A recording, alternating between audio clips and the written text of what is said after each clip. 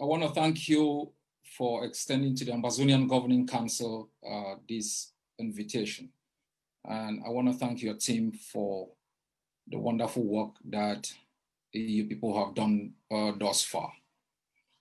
I want to salute all participants, and I want to extend my gratitude to our people for their steadfastness and resilience.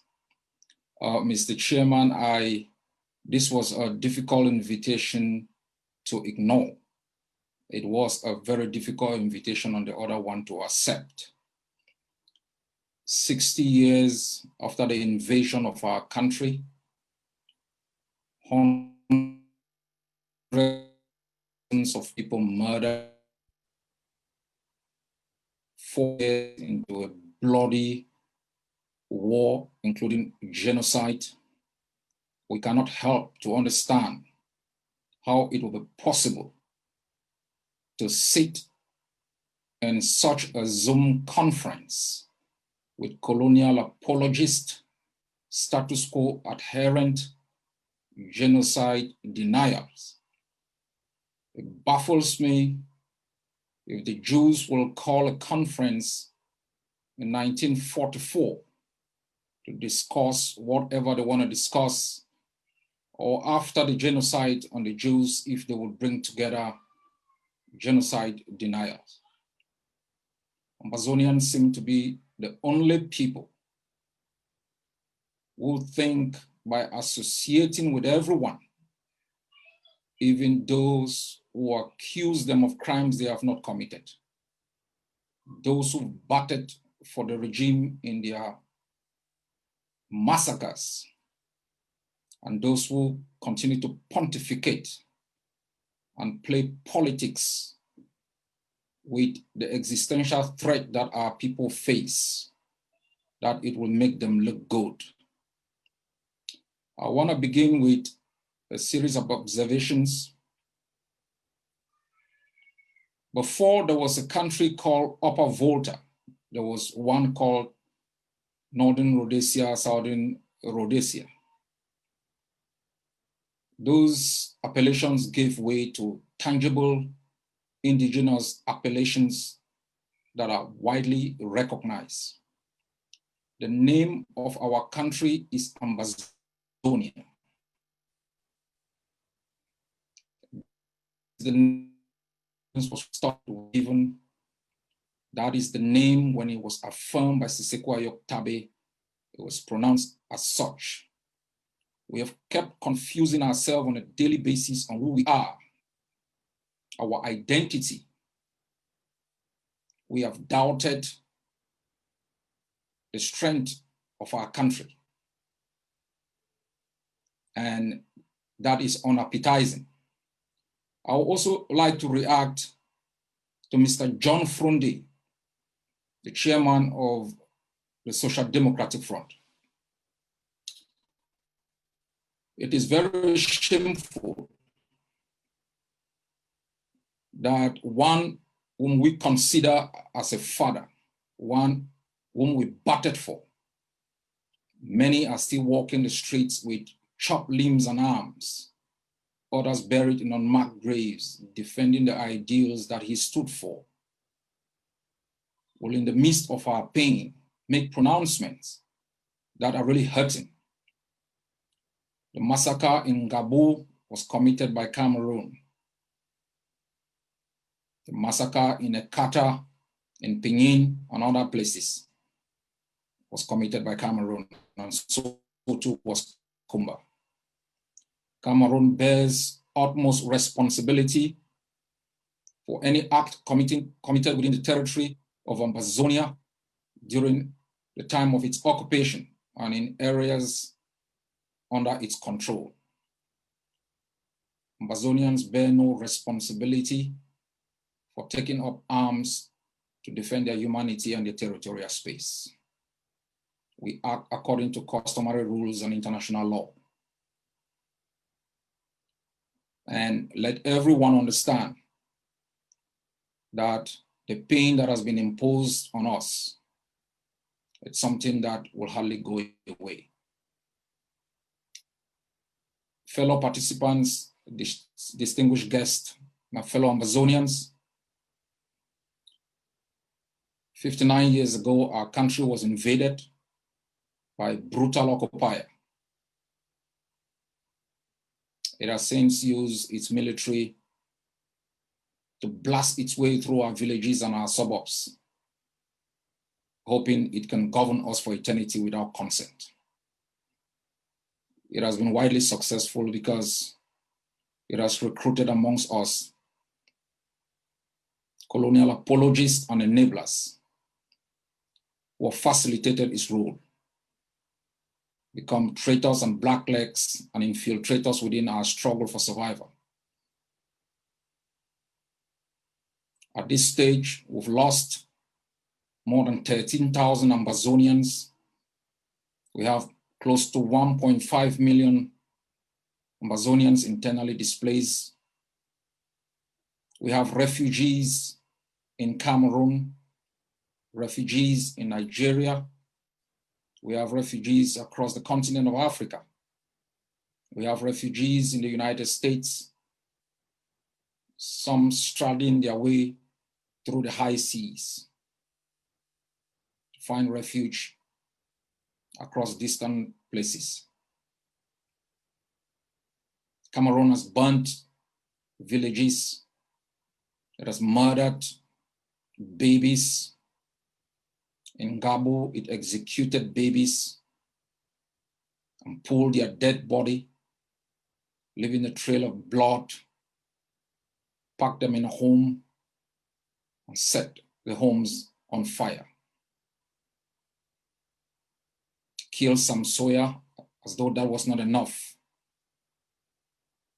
They chopped his head off. They burnt Mami Api in a home. They have caused untold suffering to our people.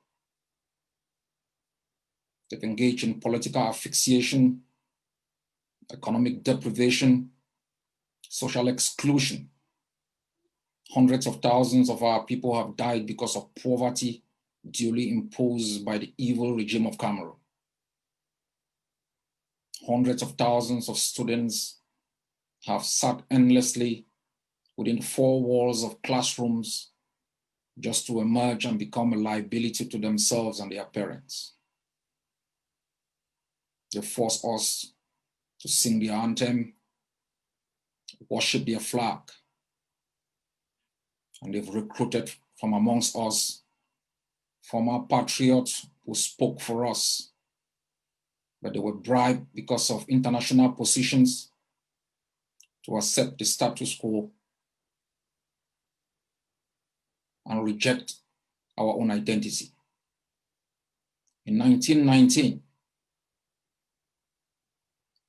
the Milner-Simon Agreement was signed, demarcating the international border between what now is Cameroon and Ambazonia. That border bestowed on us an international personality. 1961, Cameroon violated an international border, marched into our territory, and occupied it. It single-handedly imposed a federation which it abrogated. And I would like to use this opportunity to address colonial apologists cum federalists. The reason why it is impossible, or was impossible, for Cameroon's imposition of federalism to be sustained is because in the history of Francophone Africa, whose constitutions are coached against the 1956 French Constitution, the concept of federalism, which is designed to protect minority, does not exist. France as a country does not recognize minorities. It is based on the concept of the fraternity, equality, and liberty, which are almost slogans within the French state, brought about in 1789 after the Declaration of the Freedom and Liberty of Man. This is also part of the preamble of the Constitution of 1946 and the preamble of the Constitution of 1956 of the Fourth and Fifth French Republic. France does not recognize minorities. That is why it has been very difficult for Cameroon, even in the midst of war, to propose anything that decentralizes power from central control. In its reservation to the Human Rights Committee, France put a reservation against Article 27 of the International Covenant on Civil and Political Rights. Article 27 protects minorities within any country.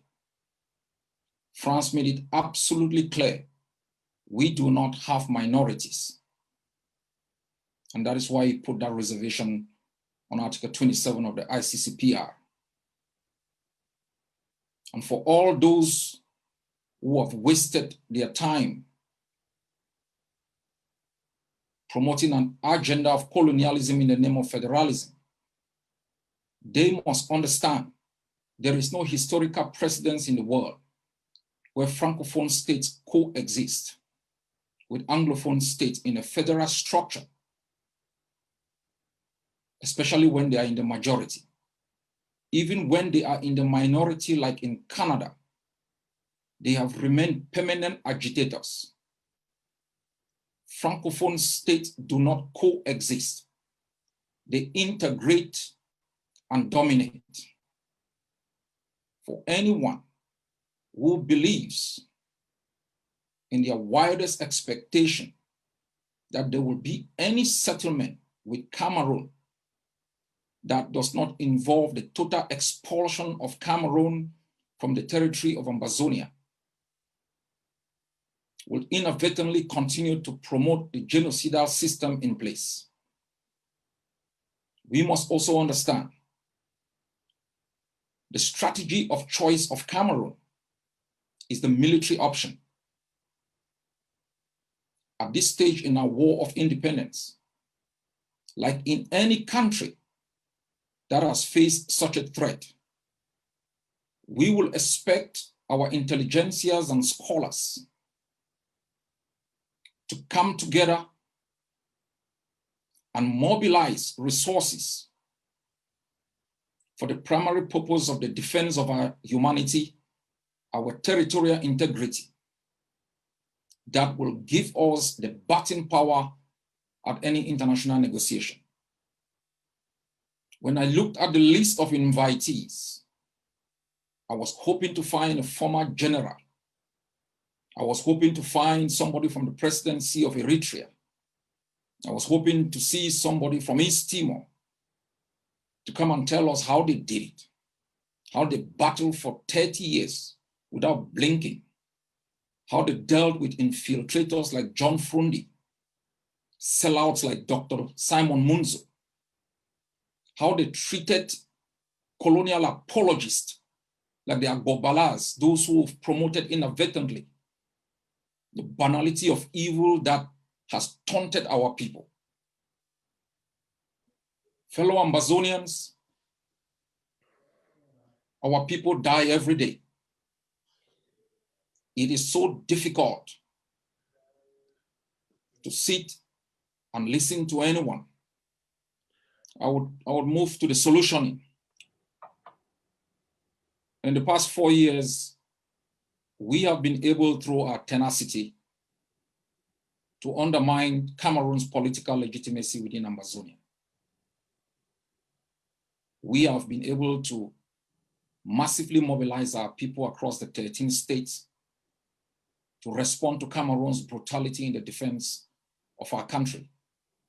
I know it was a difficult decision when war was declared on us, when many argued it was impossible for us to face a well-trained army, well-oiled, and that has used extensive force to maintain its occupation.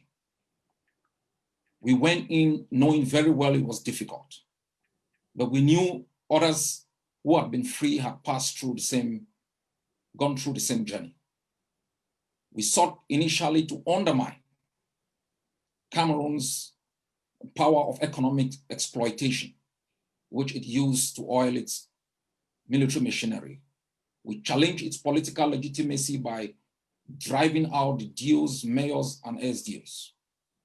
We made sure we rendered incapable their ability to control our suburbs.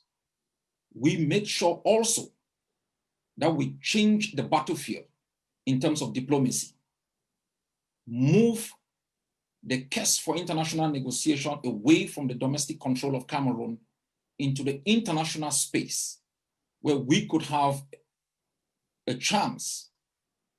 But we knew from the beginning, if we do not reinforce our defenses, strengthen our capabilities to defend our bloc and our neighborhood, international diplomacy will be useless.